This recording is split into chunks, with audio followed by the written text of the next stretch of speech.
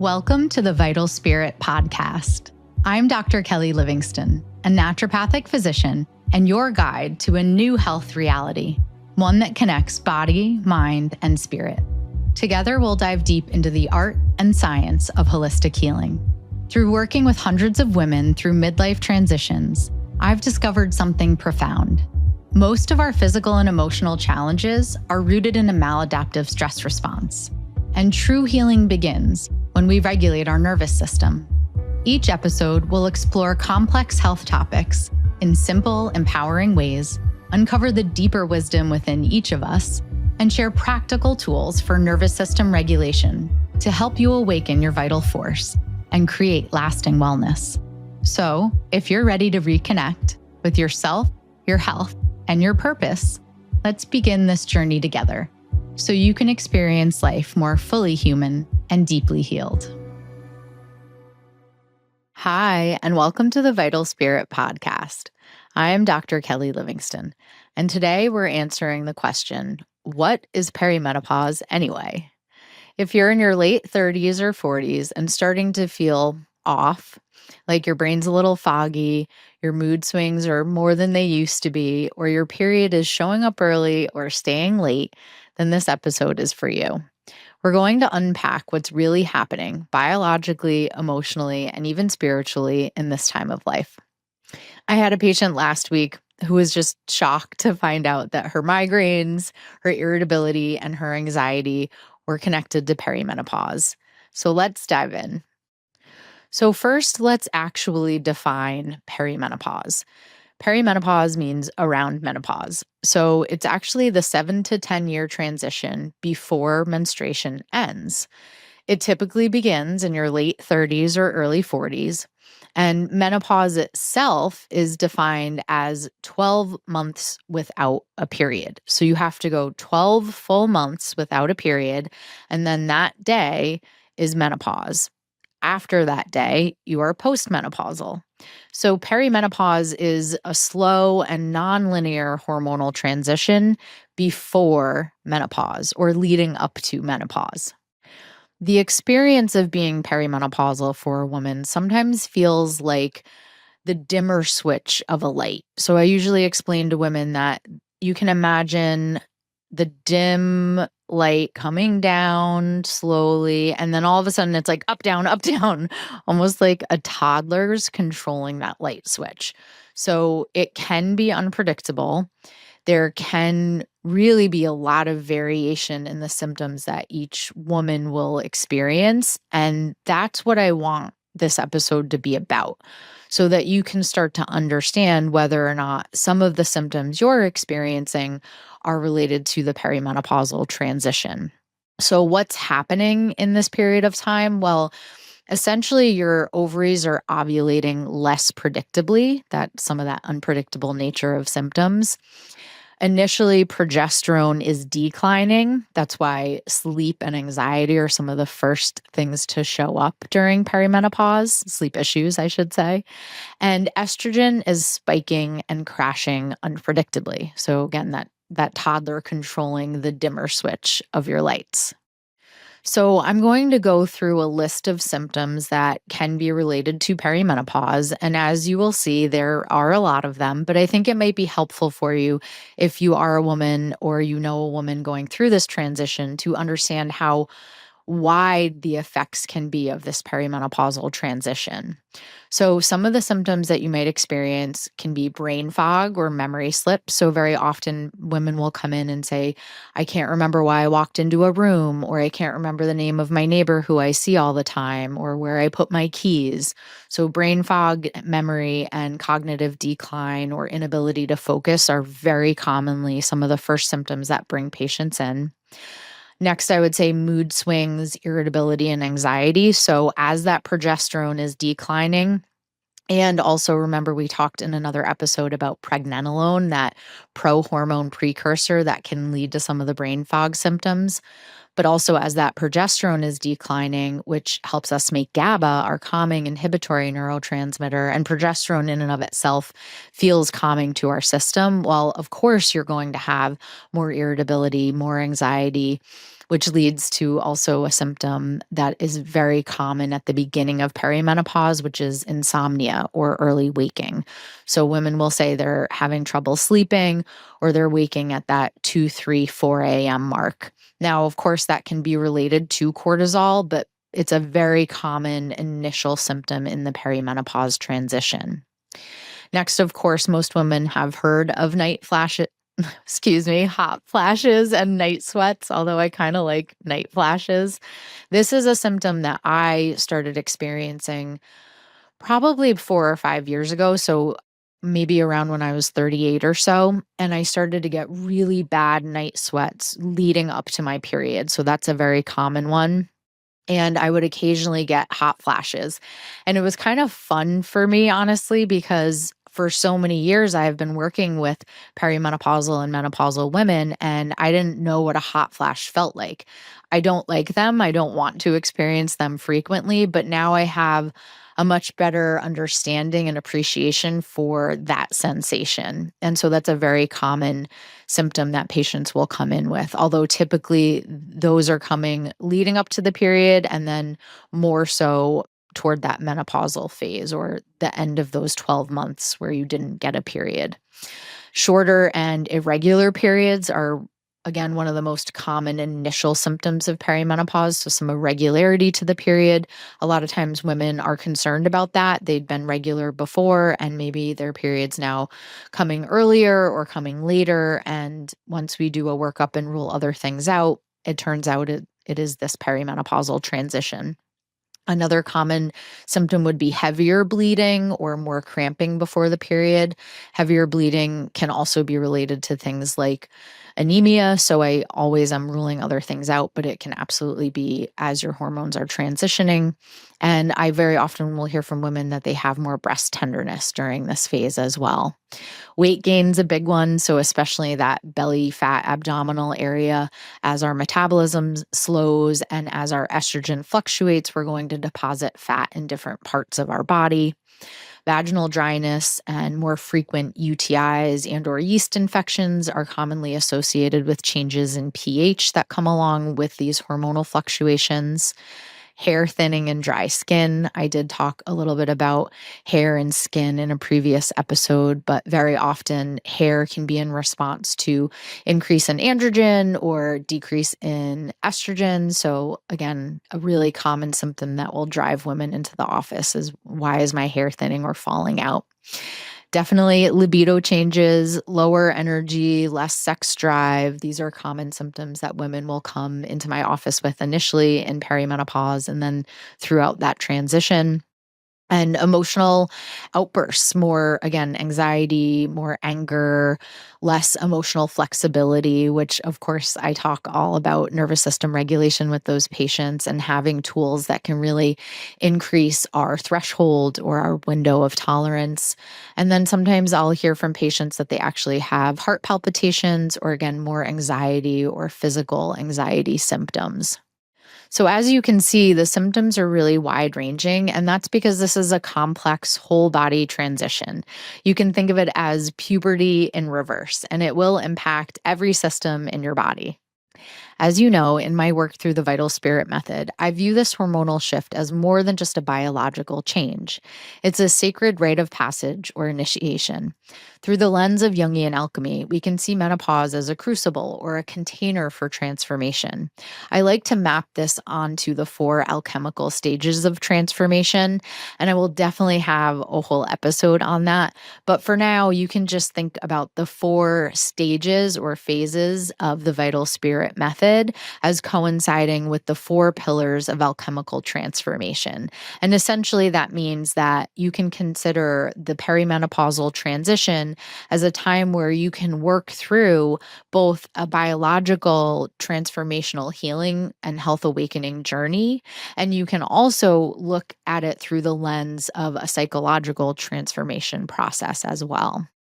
So, even though we don't necessarily want to experience symptoms that are uncomfortable or difficult, sometimes those symptoms are messages that we have other things to work on. And I really do help guide patients in this process of both the biochemical, hormonal transitions that are occurring, and also the psychological changes and shifts, and then really mapping out what we can do every single day in our lives with ritual routines and really reconnecting to the rhythms of nature to make this process and this transition less symptomatic and more of a health awakening journey that feels like a positive thing.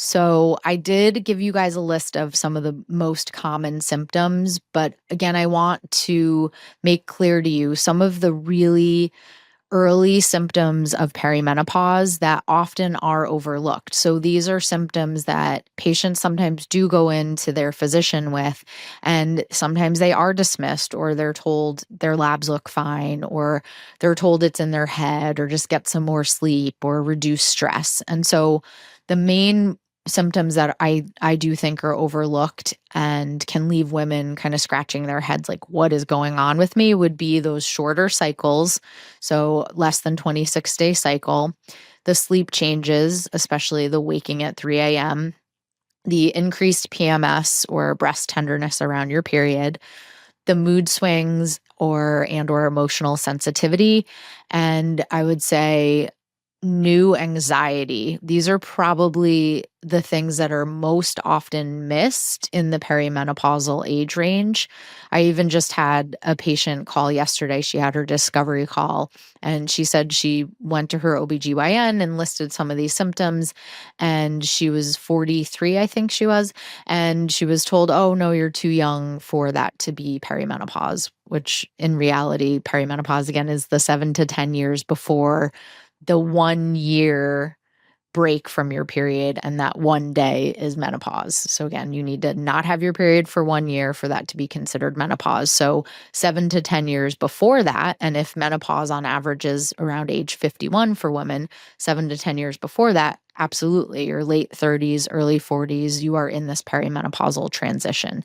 So these symptoms are really clues that your hormonal rhythm is shifting, and I would say you can follow the 3 or more rule. So if you're over 35 and you have 3 or more of these symptoms that we've gone over, and no other causes can be found. So maybe you've come in and we've done a full workup and we really have looked into other causes such as thyroid, right? Iron deficiency, anemia. Okay. We've looked at cortisol, right? And nothing else is found, then there's a good chance that perimenopause has begun. And it's not just about labs, right? Even if we're talking about menopause hormone therapy, also known as hormone replacement therapy, which I'll have another episode on, we're not just tracking labs because your labs are going to be fluctuating a lot at this time, in particular your sex hormone labs. But there are other labs that we can be looking at and ruling things out. So starting to track things during this transition is really, really key. So women usually want to know, am I perimenopausal? Am I menopausal? Is there a lab test for it? And as I said, there's not exactly one test that's going to say, yes, you're perimenopausal, right? And the menopausal phase by definition is just that you've gone 1 year without your period and then you're menopausal and then postmenopausal. But we can break down the perimenopausal transition into phases. So first you have that very early perimenopause phase. So your cycles might still be regular, but you have maybe some subtle mood changes, some heavier bleeding. You're starting to experience some changes in sleep or some insomnia. During this phase, estrogen is often high and progesterone is declining or lowering. And so, again, a lot of those shifts in mood and sleep are related to that decline in progesterone. And then you move on to early perimenopause, and your cycle length will begin to vary by about 7 days, give or take. And you might be experiencing anxiety. Migraines are a symptom that often arises in early perimenopause, and that breast tenderness that I mentioned. And this can really be related to those estrogen surges. Remember that kid that's in charge of the light switch, and it's not so much dimming gradually, but then all of a sudden it gets turned back on. And during this phase, progesterone is continuing to decline. Then we have mid perimenopause when you really are skipping periods and you might have 60 days or more in between periods. And you might start to have those hot flashes, some vaginal dryness, lower libido. Hormone levels are dropping much more unpredictably in this phase, so symptoms do seem to be a little bit more drastic. Then we have late perimenopause where you might go long stretches without bleeding. You might even think, oh, am I not going to get my period again? Maybe this is it. But remember, you have to go that full year to be considered menopausal. And you might have your final waves of perimenopausal symptoms during this phase, which does end with that 1 year period free and menopause. So a lot of women like to think about this as a linear journey and kind of you're walking up the staircase and then you reach menopause, and it's just not. It typically does come in waves or spirals. It's really a non-linear journey. And that's why I think that tracking symptoms can be one of the most important things for a woman to do.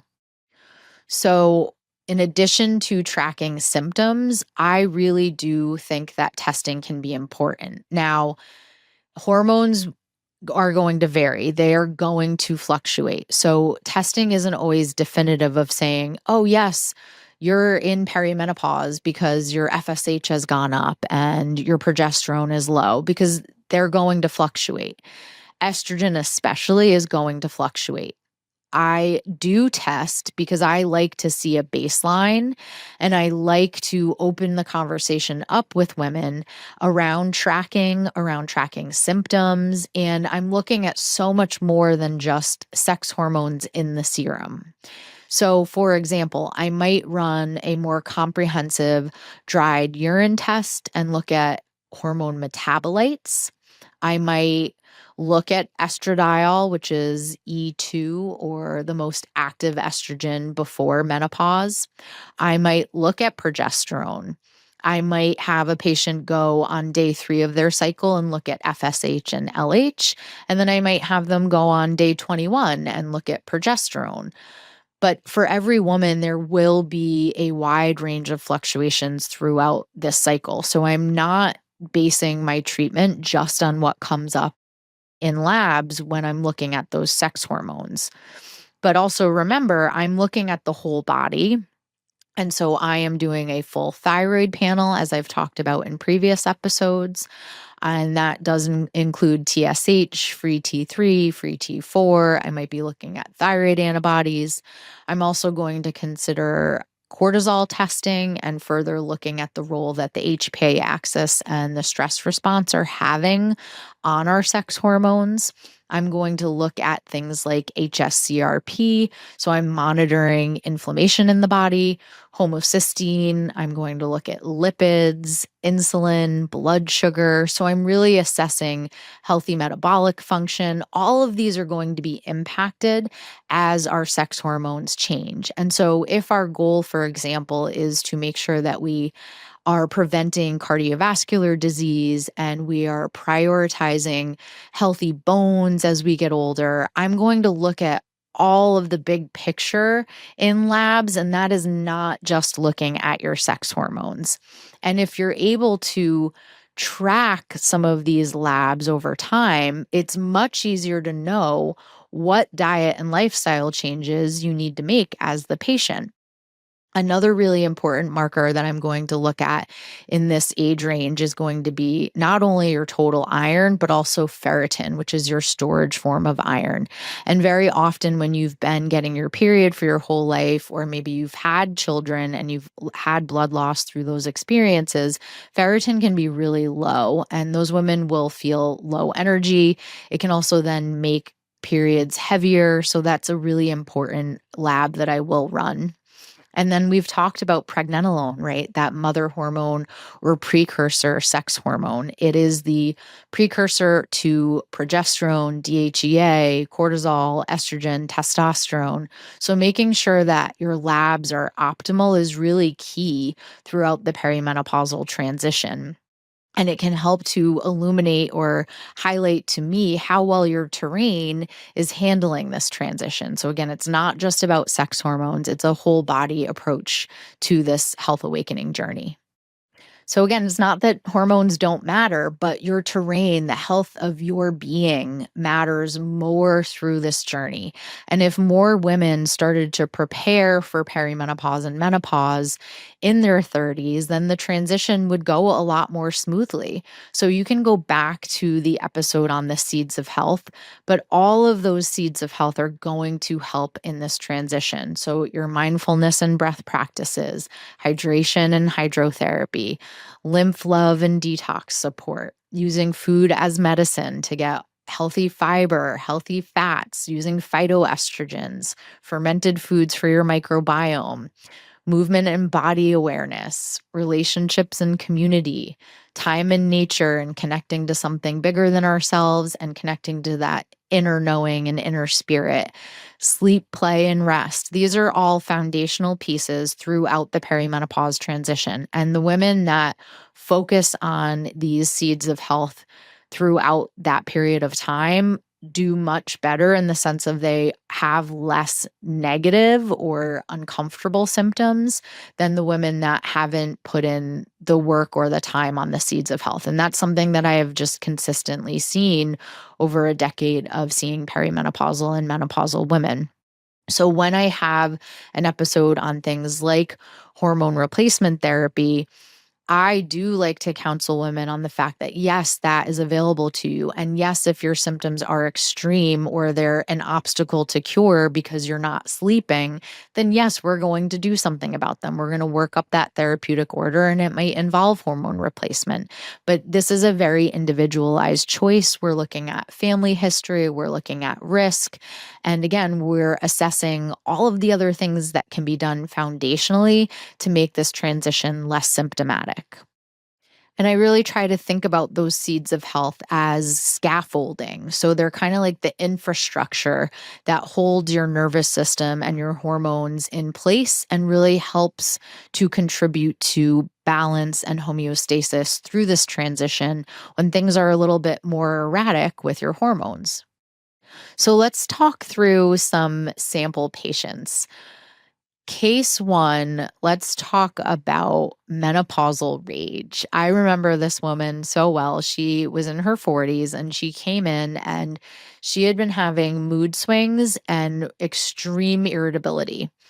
That was her real main chief complaint. And I should mention when I say complaint in medicine we chart that a patient has a chief complaint. So it's their main health goal or concern. So I'm not saying that she was complaining, but this was her chief complaint when she turned up in my office. And so she was having a lot of irritability and she was having some gut issues that came up, I think, in her second visit, because we talked a lot around mood and irritability in her first visits. And her labs showed that she had low progesterone. And we really focused on sleep and irritability in the beginning. So I did use natural progesterone cream with her. I used some hormones to support progesterone. And she immediately noticed that that had quite an impact on her rage and irritability. She felt a lot more balanced having some natural progesterone support on board. And that can be a really profound change for women when they maybe haven't been experiencing those rageful moments and they come, and then there's even a little bit of shame associated with it, or maybe they snapped at their kids and they're usually a lot more regulated and stable. And so just confirming with her that yes, perimenopause was happening, yes, there were things we could do, was a really, really helpful experience for her. Next, I would like to share the story of a woman who was 53. She had had her thyroid removed when she was younger. So she was on thyroid medication. So we were not necessarily really addressing any thyroid hormone at that point. But she also had vaginal dryness and low energy. She had had a history of chronic UTIs, and we really wanted to prevent any sort of urinary tract infections in the future as she moved through this transition. She had low pregnenolone. I remember specifically very low pregnenolone and low short chain fatty acids when we looked at her stool test. So her treatment essentially was gut brain axis work, lymphatic work, some hormonal and adrenal support. So we did work on pregnenolone. I believe we also worked with DHEA in her case. And in her second visit, I remember her saying, my libido is so much better. I have my energy back. I feel like my spark returned. And she was so surprised because we really were just getting started. So, one of the things that I'll often start women on immediately might be a topical estrogen vaginal cream support, or sometimes I'll use a suppository. And so, if we can get some wins right away and get some symptom relief, it makes it easier to work on some of the changes that we're going to be making as we work together. So I know those were brief examples, but I wanted to introduce them to you so that if you are a woman who hears this episode and you say, okay, I'm definitely going through perimenopause, you know it's not a problem to fix. It is a rite of passage, and it is one that I believe you can honor. And this is your invitation to reclaim your radiance, your rhythm, and your power.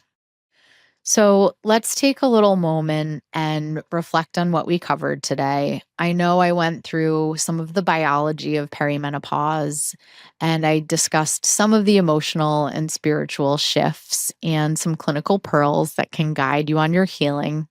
This really is not just a phase to get through, it's a doorway into who you're becoming. And I think we should take a moment together and close your eyes if you're comfortable doing that. And let's end with 3 rounds of deep diaphragmatic breathing.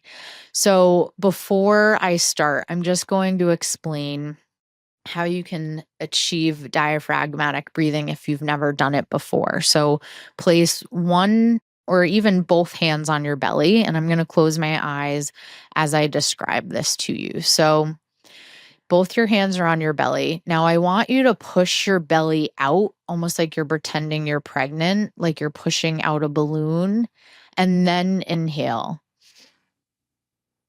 Now, I want you to push your belly back toward your spine and then exhale.